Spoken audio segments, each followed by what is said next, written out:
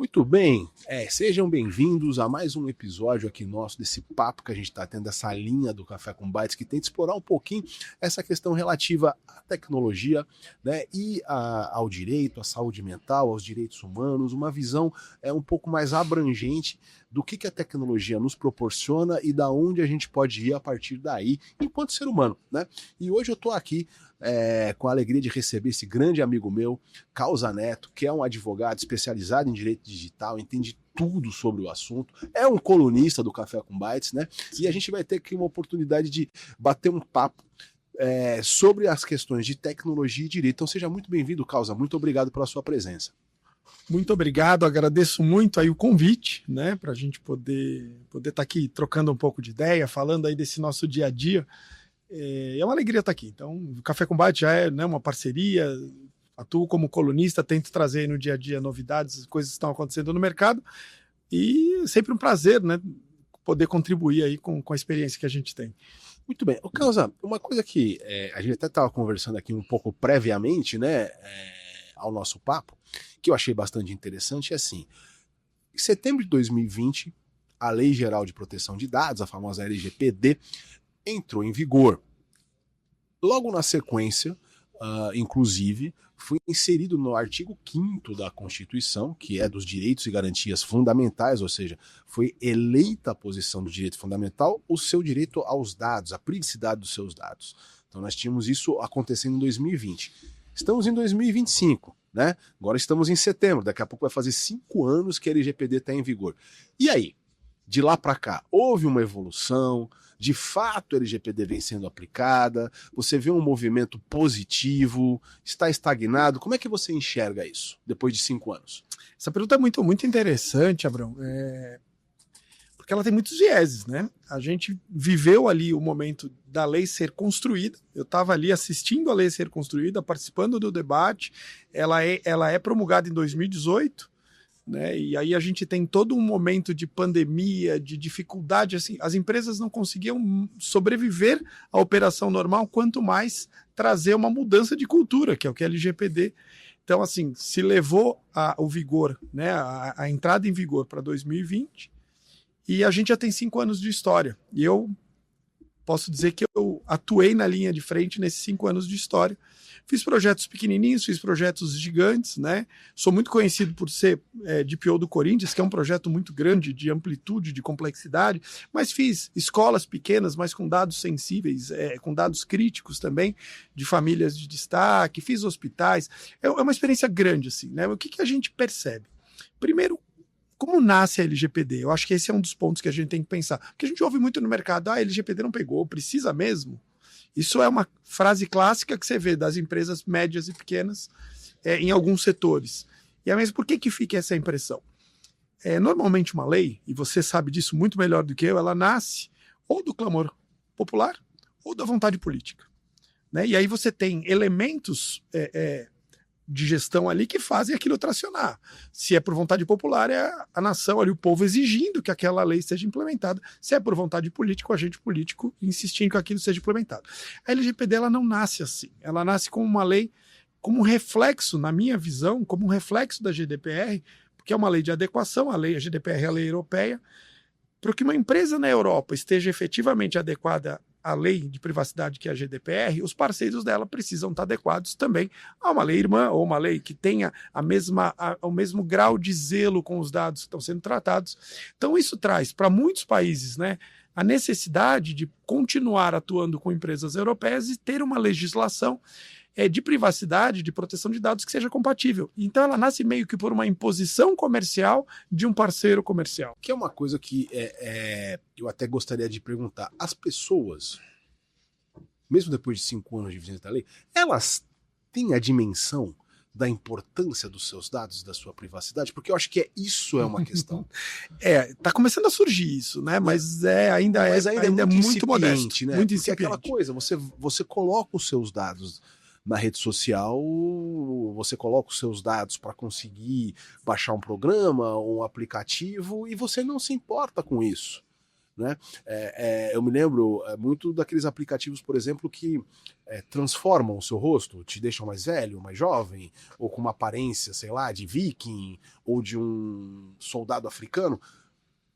E ali tem nos termos, né, a possibilidade de usar a sua imagem de maneira indiscriminada. Você coloca os seus dados de CPF em qualquer farmácia, você põe o seu rosto hoje para entrar em qualquer condomínio. Será que as pessoas têm noção do que isso pode significar? Não. Isso eu posso dizer que as pessoas não têm noção. Está melhorando, eu acho que está melhorando de forma até modesta, mas está melhorando a cultura nesse sentido, mas ainda falta muito, né? É um caminho longo. E assim, né, na Europa, voltando a essa questão, eles começaram na década de 70 a falar sobre privacidade e proteção de dados. Então hoje, embora a lei deles seja só um pouquinho mais antiga que a nossa, as multas são fortes e a população realmente absorveu essa cultura. Então é muito comum, você tira uma selfie na Europa, se alguém apareceu na tua foto, a pessoa vem e pede para você apagar, porque ela não quer a imagem dela no teu celular. Né? Hoje você vai num médico, num dentista, você tem um formulário que você está consentindo o tratamento dos dados que você está fornecendo. Então, assim, na Europa absorveu a cultura. Talvez aqui vai demorar um pouco, mas assim, tem esse movimento. O que aconteceu aqui, no meu ponto de vista? Eu tenho muito orgulho de ser brasileiro, né? Mas o brasileiro ele é muito mais reativo do que proativo. Né? Até pela cultura da gente, pela necessidade. Né? Eu venho de uma família de empresário, meu pai empresário, eu entendo o quanto é difícil e quais são os desafios diários de um empresário e ter que se preocupar com mais um nível de adequação, com uma mudança de cultura. É difícil entender a necessidade, a importância disso, mas é necessário, é uma lei que está em vigor. Né? Quando as pessoas falam assim, mas a LGPD vai pegar, não, a LGPD não vai pegar, ela está em vigor, ela já pegou, né? E assim, você está 5 anos atrasado. Só para quem está nos assistindo, que não é do direito, tem uma frase muito, muito engraçada no Brasil, que é aquilo que tem lei que pega e lei que não pega. Terrível, né? A lei é lei. Não lei cumpre, coisa, né? Cumpre, né? Mas quando você fala isso com alguém de fora do Brasil, não, porque aqui tem lei que pega, não, que, né? Como? Então, assim, não tem essa. Lei é lei.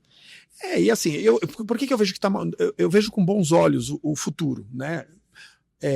Em relação à questão de entender a privacidade como um direito fundamental de verdade, né? E os desdobramentos. Você também, né? A gente se conheceu discutindo metaverso, né? Exatamente. A transformação digital, ela trouxe muita coisa para dentro do ambiente virtual. A LGPD não trata do virtual, é inclusive do virtual, mas é onde mais impacta. Porque uma coisa é eu ter um documento vazado em cima da mesa, eu estou num ambiente que, assim, o impacto é controlado. Quando você põe, né, você manda pelo WhatsApp, por exemplo, você disparou para o mundo inteiro, 100% do mundo. Então, o que eu vejo? Que a gente está tendo mudanças sociais, a gente assistiu toda essa questão, por exemplo, da exposição das crianças, um tema que eu já debati há algum tempo, nesse momento, então traz um olhar para a privacidade, né? A gente já falava de sharing, eu escrevi um texto sobre sharing, que é os pais expondo os filhos, né, nas redes sociais, há uns 4 anos atrás, já era uma preocupação, mas que agora está ganhando mais luz, e isso é bom, das pessoas começarem a entender o que eu alimento uma inteligência artificial, o que eu alimento uma rede social, o que eu mando pelo WhatsApp, na verdade, eu estou entregando para o mundo aquilo. Não tem volta. Né? Quando a gente pensa, eu gosto de falar, eu faço bastante treinamento, aí eu falo assim, você usa o WhatsApp? Aí todo mundo, você usa o dia inteiro? Você manda muita coisa? Quanto você paga? Aí todo mundo me olha meio assustado. Tem propaganda? Não. E como é que esses caras estão ricos? Então, aí começar a entender que, assim, existem negócios muito bem estruturados e lucrativos, no qual a mola, o produto, são os nossos dados. Então, assim, vale a pena trocar o que você falou, aplicativos, aqueles lá, né, FaceTime, essas coisas de mudança de aparência. Naquele momento as pessoas eram mais inocentes, tá lá. Mas hoje, assim, eu tô dando a minha senha ali, porque hoje a gente usa a imagem como uma biometria, como uma senha para acessos. E uma vez que eu estou alimentando uma rede, alimentando um aplicativo que eu não sei a origem, com a minha senha, eu estou fornecendo a minha senha, né? Eu estava eu vou mudando de assunto, mas eu estava no encontro de encarregados de DPOs lá em Brasília, na NPD, e teve uma fala do Fabrício, que é o Dr. Fabrício, que é o chefe da fiscalização, de que, assim, ele falou assim, eu não estou entendendo esse movimento dos condomínios usando biometria como segurança. Você começar a usar como senha o que as pessoas têm mais exposto no dia a dia não faz sentido. Né? Quem disse que biometria é segurança? Muito pelo contrário. Você está fazendo um controle de acesso e alimentando redes e redes de sistemas com informações extremamente sensíveis, né? Biometria. Quem é que cuida disso? O condomínio sabe os riscos que ele está assumindo quando ele coleta a biometria dos seus moradores? Biometria de moradores e imagem de câmera de pessoas, de visitantes. De entregadores. Eu estive num condomínio, numa festa de aniversário, num condomínio de prédio, né? Semana passada. E eu tive que tirar foto para minha identificação visual. Só que aí, para minha surpresa, eu recebi uma pulseirinha. Tá? Tipo, você tá indo no clube, numa boate e tal, eu recebi uma pulseirinha que informava que eu tinha acesso a toda a área gourmet daquele condomínio, que era onde estava acontecendo a festa.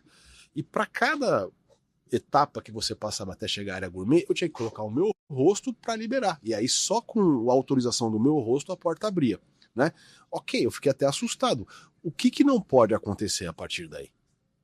Né? O que poderiam fazer de mau uso desse meu dado, que é o que você falou. Hoje o rosto é uma senha. Você vai no banco, você pega o celular, você tem que fazer assim, você tem que fazer assim, você pisca o Gov.br, você tem que fazer assim. Então, vários aplicativos onde você tem a sua vida depositada exigem o seu rosto como forma de identificação. Aí você fez uma pergunta interessante. O condomínio foi esclarecido disso?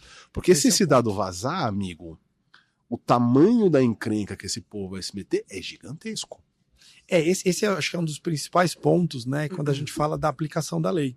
Né? E voltando um pouco, por que tem essa impressão de que não está sendo exigido o cumprimento da lei? O brasileiro também está acostumado com o agente fiscalizador mais agressivo, que sai punindo, que sai autuando. E não é a postura da NPD. A NPD, desde o início, ela começou um trabalho de criar cultura. Então ela começou a fazer consulta pública, lançar cartilha, lançar nota técnica. Para quem acompanha no dia a dia, você vê o quanto o órgão está trabalhando. Quem está de fora fala, esses caras não estão fazendo nada. Não, eles estão fazendo nota técnica, analisando os casos, criando cartilha, fazendo consulta pública.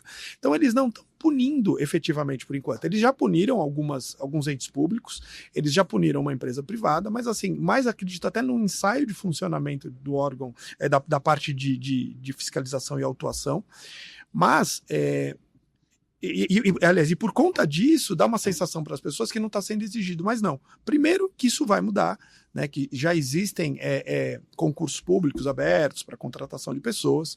E segundo, que chega num ponto em que assim, já foi suficientemente esclarecido o papel de cada um.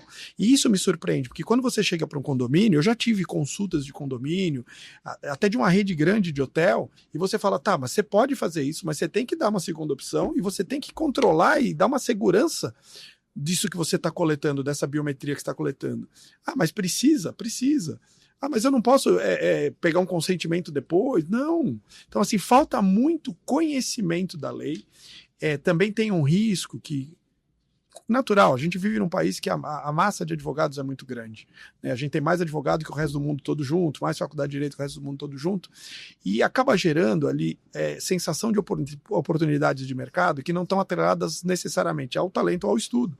Então assim, surgiu uma área, quando começaram a falar LGPD, todo mundo virou especialista em LGPD, foi curioso aquilo, gente que não tinha conhecimento de digital, não tinha conhecimento de compliance, não tinha conhecimento de contratos, mas eles viraram especialistas e venderam soluções que deram a impressão para os empresários que era só aquilo.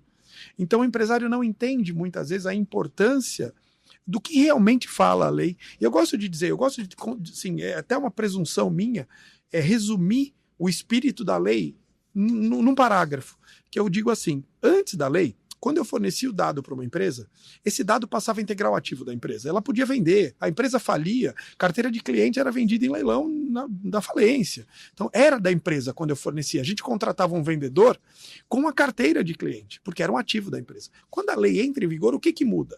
O dado é emprestado pelo titular para a empresa para executar uma tarefa específica. É isso. Entendendo isso, você entende que você não pode praticar outra tarefa, que você não pode compartilhar com outra pessoa, que você vai ter que eliminar aquele dado quando aquela tarefa foi executada.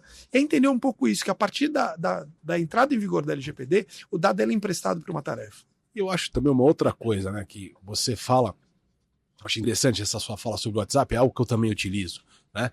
Se usar, uso tal, tem propaganda? Você já pagou alguma vez para usar? As pessoas ficam assim, como é que vocês são milionários? Aí eu pergunto mais uma coisa para as pessoas, eu falo assim, você já parou para imaginar que você está deixando essa pessoa bilionária com os seus dados e que, de fato, não há uma proporcionalidade entre o fornecimento dos seus dados, o que eles estão ganhando de dinheiro, e você usar o aplicativo de graça? Você está perdendo. Na verdade, você deveria estar participando de alguma maneira desses lucros, porque é você que está impulsionando isso. Então, eu acho que às vezes quando você vai falar sobre a importância dos dados da pessoa, para além da coisa do direito fundamental, que é essencial, é mostrar assim, você está sendo feito de tonto. Porque você está fazendo uma pessoa ficar rica e não está usufruindo do dinheiro. Ficar rico com seus dados. Com seus dados. Com a sua privacidade. Vai muito além, né, Carlos? Quando a gente fala, por exemplo... também, às vezes é legal a gente ilustrar para a pessoa entender o que aconteceu. A gente é um pouco mais velho. Quando alguém queria vender um sabão em pó novo, como é que ele fazia uma campanha? A empresa que tem mais poder financeiro, como é que ela faz uma campanha para vender um sabão em pó novo? Novela das 8 da Globo. Exatamente. Era isso. Era os 30 segundos mais caros da televisão brasileira. Mas era um tiro de bazuca para matar uma formiga, porque assim, dentro das pessoas que estavam assistindo novela, muita gente não compra sabão em pó, mas era um tiro de bazuca. Quando a gente sai da tela grande, cada um vai para sua telinha, eu consigo segregar o esforço. Então, em vez de eu gastar uma fortuna para mostrar sabão em pó para 70% do público que não compra sabão em pó, não, eu vou descobrir pelos hábitos de consumo, de curtida em rede social, de conversa no WhatsApp, quem é que compra sabão em pó. E aí, assim, em vez de eu gastar milhões aqui, eu vou gastar muito menos aqui, ou não, eu vou gastar milhões, mas para atender o mundo todo que compra sabão em pó. Né? O que é muito interessante e não tem nenhum problema desde que isso seja consentido e transparente. Da LGPD, é só isso. Exatamente. Né? Não é que a LGPD quer que os dados ou que se impeça de utilizar o chamado megadado, né? De que pessoas que tenham costumes sejam agraciadas, porque até facilita pra gente. Eu tenho um hábito de consumo, vamos supor, né? Quando eu eventualmente abro um feed de uma rede social, ou de alguma maneira eu receba, né, uma propaganda que tenha sido trabalhada para mim, é muito mais interessante, porque facilita a minha vida. Então, assim, há um facilitador nessa história inteira, né? Ah, poxa vida, eu sou uma pessoa que frequenta muito academia, eu compro muito artigo esportivo. Tô lá, poxa, eu tava precisando de um tênis, que legal. Olha que coincidência, não é uma coincidência, ele tá ali por uma razão.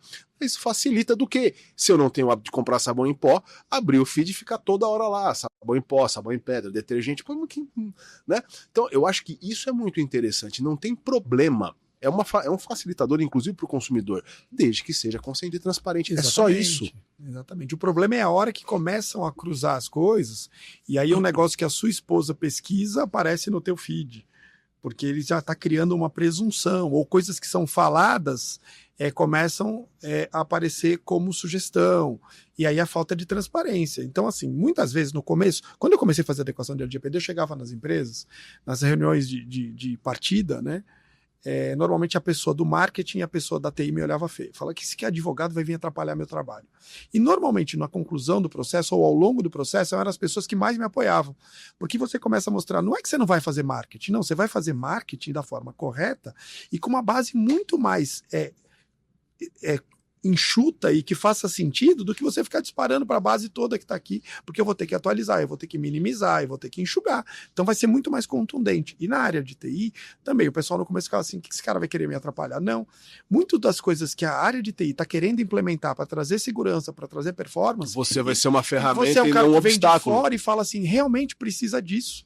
Né? Então é um trabalho, e a LGPD, ela te dá uma possibilidade de crescimento da empresa, porque você vai revisitar processo. Quantas vezes em processo de LGPD, de adequação, você chega e fala, mas por que faz isso? Aí começa um a olhar para o outro e fala, nossa, não precisava ser assim. E você vê uma melhora na empresa que nem tem a ver com o trabalho que você está fazendo, mas só por levar o cara a olhar para o processo. Por que é feito assim? Será que a gente precisa de tantos dados? Será que a gente precisa guardar por tanto tempo? Será que a gente precisa compartilhar? Né? E você começa a trazer melhoras que assim, é uma grande oportunidade para melhora, e mais do que isso, né? O que a gente tem que ter em mente hoje? Ainda que a NPD não esteja efetivamente cobrando hoje, mas vai cobrar muito em breve, né? E em relação aos órgãos públicos, o movimento que tem assistido é muito parecido. Os TCEs estão visitando os órgãos públicos e dizendo, gente, vocês vão ser exigidos, vocês precisam estar adequados, né? Até pelas massas de dados que o poder público tem. Mas, assim, um ponto que o empresário precisa começar a entender é que isso é um diferencial competitivo. Porque uma empresa que está adequada, e eu digo isso ontem, eu tive que não aprovar um fornecedor numa empresa que eu sou responsável, porque para mim ficou nítido que ali teria um tratamento de um dado sensível de uma forma inadequada. E assim, economicamente era importante para a empresa que eu represento? Era. Mas assim, eu não ia correr aquele risco. Porque para mim ficou claro. Então é um diferencial competitivo. Porque se essa empresa vem com a mesma estrutura, mas vem mostrando que ela fez a lição de casa, que ela está adequada, que ela sabe o que ela está fazendo, ia ser excelente fechar esse contrato. Então, assim, quando a gente é advogado, eu fiz adequação de escritório de advocacia, o escritório que trabalha para a montadora exige, o escritório que trabalha para empresa grande exige. Não, e numa situação, vamos imaginar, desse momento que nós estamos falando, da política internacional, por exemplo, do governo Trump, com os tarifaços, né? Eu tenho que olhar para os mercados. Se eu olhar para o mercado europeu e não tiver adequado à LGPD, não, amigo, não esquece. Você não faz negócio. Você não faz negócio. E estar adequado, na verdade, o que é? É um selo, né? O pessoal fala, teve uma época o pessoal vendendo selos aí. Não, a gente não tem uma certificação. O órgão fiscalizador, o órgão, né, o órgão regulador, ele já foi claro em dizer que não tem um selo. Então, como é que eu sei que eu estou adequado? O que eu contrato para estar adequado? Estar adequado é um conjunto de ações, desde você saber o que você tem de dados, mapear tudo isso, criar relatórios de impacto, é você atualizar os teus contratos, distribuindo... Atualizar contrato não é colocar, que nem o pessoal fazendo no começo, conceito... Uma cláusula de... Não. É você adequar, gente... O segredo num contrato também é assim. O dado que a parte recebe por força do contrato só pode ser usado para execução do contrato. Basicamente, você consegue resumir LGPD no contrato a isso. Lógico, você vai ter que desdobrar isso em algumas coisas, mas basicamente é isso. Eu estou te fornecendo dados, é para o contrato. Se você quiser fazer mais alguma coisa, a gente vai ter que combinar no contrato. É isso, né? Mas assim, isso é necessário treinamento. Então você tem um conjunto de evidências... Cibersegurança. Tem um conjunto de evidências... É documental, é registro. Por isso que assim, um processo de LGPD ele tem que ter ata de reunião, ele tem que ter documentos todos criados e você tem que ter isso tudo organizado, porque no eventual visita do TCE, para os órgãos públicos, visita da NPD, visita de um PROCON, visita do judiciário, visita entre aspas, você tem um conjunto de documentos que você diz, olha, eu olhei para isso, eu avaliei os riscos, eu tomei as medidas possíveis para mitigar os riscos, tá aqui. Porque assim, risco de segurança digital, de vazamento e filtração, é impossível conter. Né, o crime eletrônico ele está num nível muito avançado. A gente assistiu a última semana o que aconteceu com o sistema financeiro. Sim. Então, assim, está muito avançado. Mas, assim, o sistema financeiro, o impacto de LGPD é menor, por quê? Porque eles tratam menos dados de pessoa física. Não, eles têm muito dado, mas porque a maioria estão regulados por FCPA, que é uma lei já do sistema financeiro que já traz muito do cuidado com os dados. Então, assim, já é um mercado que começou muito antes da LGPD a cuidar dos dados. Né? Então, é mais fácil nesse setor. Mas, assim, é muito importante ter esse registro. Então, assim, a minha empresa está adequada, tá? Você tem o registro de tudo que foi feito? Você faz treinamento da sua equipe a cada 6 meses? Então, é um processo e uma outra complexo. Coisa, e uma outra coisa que eu acho que tem que ficar muito claro, tanto para o poder público quanto para o setor privado, que adequar-se à LGPD é um processo. Ela não é algo que você... adequei. Não é lá entregar um pendrive com política, não é isso. Não é isso. E é o que acontece é algo que vai... Até porque, como você bem colocou, né, todas essas questões, elas vão evoluindo. A sociedade vai tomando mais consciência dessa cultura, o crime digital vai se especializando e aprimorando cada vez mais. Então, resolver um problema de LGPD não é algo estanque. Não. Vão ser editadas novas notas técnicas, novas realidades terão que ser enfrentadas. Então é um processo, você precisa estar atento, né? Renovando e documentando cada um desses estágios para sempre. A sua empresa não vai parar de evoluir no sentido de ter uma proteção de dados. Isso é um movimento constante. É um departamento que você vai ter que estar lá dentro. Eu estou errado, Carlos? Exatamente. Eu vou até fazer um quase merchan aqui, mas eu a semana até falei isso para ela. Eu tenho muita amizade com a Aline da Privacy Tools e uma vez fazendo um painel com ela, ela falou essa frase e eu falei, vou roubar essa frase para mim, mas eu vou sempre declarar a autoria, que é o processo ele tem começo, meio e vida. Porque não acaba mais. Por exemplo, o meu sistema no Corinthians de trabalho. Eu todo dia tenho contratos novos para revisar. Eu todo dia tenho não todo dia tem treinamento, mas assim, a cada 2, 3 meses eu tenho treinamentos novos para fazer, não tem. Porque assim, eu tô adequado hoje, ok. Amanhã entra um funcionário que não passou no onboard e não teve um treinamento, eu já não sou mais adequado. Amanhã chega um patrocinador novo, um parceiro com um contrato que não tá adequado, um novo fornecedor. Então, assim, por isso que quando a gente fala do encarregado, as pessoas também não entenderam muito bem o papel do encarregado de tratamento. Que é o famoso DPO. Que é o famoso DPO. Né? E assim, talvez por que a gente usa anglicanismo aí? É até interessante isso. Porque esse personagem dentro da empresa, ele tem que ter autonomia. Ele tem que poder puxar a orelha do presidente da empresa se não tiver tudo em conformidade. E quando você fala encarregado dentro do organograma de uma empresa, de uma indústria, de uma instituição, ele normalmente é uma função que ele está abaixo do gerente. Então tem uma questão de que assim, um encarregado, né, e nada contra os encarregados, estou falando só de organograma, vai puxar a orelha do presidente? Então, assim, por uma questão de autonomia, eu acho que, é a minha impressão também, se partiu para o anglicanismo para não ficar com essa ideia de encarregado, porque senão ele não consegue trabalhar, porque é um dos pilares, é uma lei de compliance, um dos pilares é você conseguir tramitar com autonomia dentro da empresa, porque senão, assim, se você não puder chegar para o secretário do presidente e falar, você não pode ter no teu computador pessoal os dados de clientes, né, de fornecedores, você não pode ter isso, por exemplo. Agora, se você não tem autonomia, imagina, ela não vai nem te atender. E aí isso prejudica. Então, por isso que eu acho. Mas qual é o papel do DPO? Voltando, a gente vai, né? TDAH é uma coisa linda. Qual é o papel do DPO? É manter o sistema adequado. Né? A gente fala muito que o papel do DPO é falar com a autoridade e falar com o titular. Também está na lei.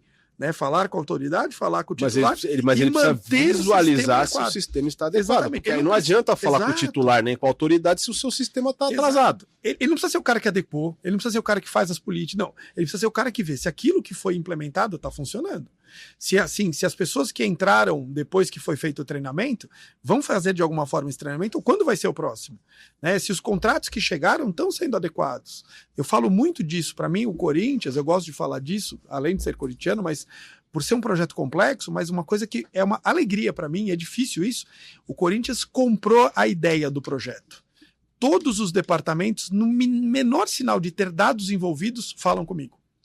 Pode ser um contrato, uma contratação, uma exigência, uma solicitação. Falou de dado, na hora vem um e-mail para mim. Me dá trabalho? Me dá, mas é para isso que eu estou ali. E eu prefiro que seja assim do que eu ser traído de acontecer alguma coisa que impacta em dados e eu sou o responsável e não está sabendo. Tinha um responsável, porque isso acontece em muita empresa, mas tem um responsável, órgão público então, né? Tem um responsável por tratamento de dados aqui, eu nem sabia, não pode ser isso.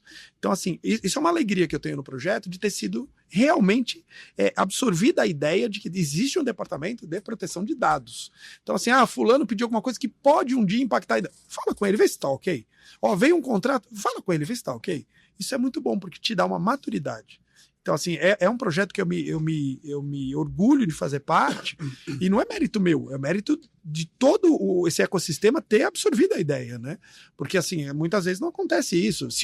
E é top-down, né? Como eu falei, compliance. Se o presidente da instituição, né? E aí eu não estou mais falando de Corinthians necessariamente, mas assim, se quem está lá, diretoria e presidente, ele não comprar a ideia, ele não se adequar, ele não participar do treinamento, ele dá a impressão para os outros que aquilo não é importante. Aí você não toca mais nada. Aí não adianta mais nada. Aí não adianta mais nada. Bom, eu acho que o nosso resumo da ópera aqui é que, de fato, é uma evolução, mas ainda tem muito, muito caminho para rodar na causa.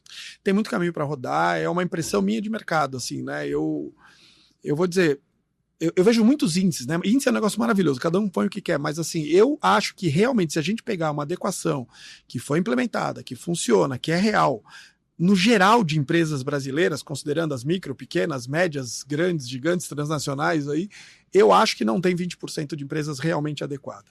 Eu acho que você pode falar nos 40% que fez algum trabalho. Mas se você falar realmente que está adequada, que se preocupa com isso, que está no dia a dia alimentando, vivendo isso, eu acho que a gente não tem 20% hoje. E é um risco, né? Quando a gente fala, por exemplo, da NPD começar a multar, eu me coloco sempre do outro lado. Se eu sou o agente fiscalizador, cara, eu vou para cima de imobiliária, de cartório, de hospital, de clínica médica, eu não vou dar conta de fazer autuação, porque ninguém está adequado e são setores de mercado que tratam muito tratam dados sensíveis, no caso da área de saúde. Imobiliária, você pega, por exemplo, o corretor de imóveis, ele manda uma matrícula pelo WhatsApp para o cliente.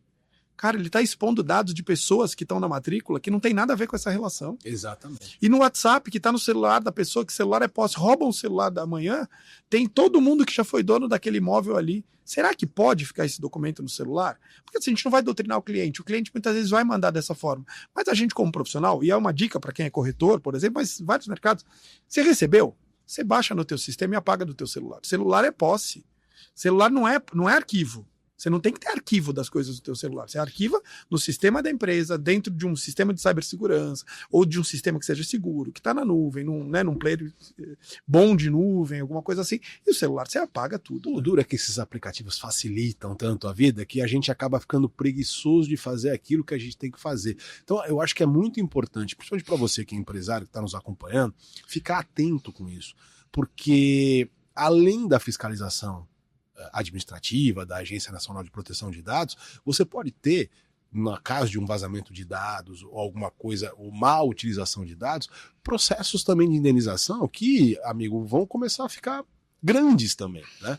Sim. A exemplo do que tem acontecido fora. E mais fora do que perda isso, de né? cliente, exposição em rede social, reputação da sua empresa, que o dano institucional é gigante. Então, eu acho que assim, é muito importante começar a prestar atenção em tudo isso. Causa. Levar a sério, né? Levar a sério a ideia, porque precisa cumprir. Exatamente. Causa, agradeço muito você ter participado aqui do nosso papo, foi sensacional. Você que está nos acompanhando aí, tem dúvida, né? Quer implementar esse processo, quer entender como é que é esse processo, entre em contato, vamos bater um papo. Sim. Vamos chamar o Causa aqui, manda perguntas pra gente trazer ele, esclarecer as suas dúvidas, que a gente está aqui sempre à disposição para isso, tá bom, galera? Muito obrigado e até a próxima. Maravilha, obrigado, Carlos. Até a próxima.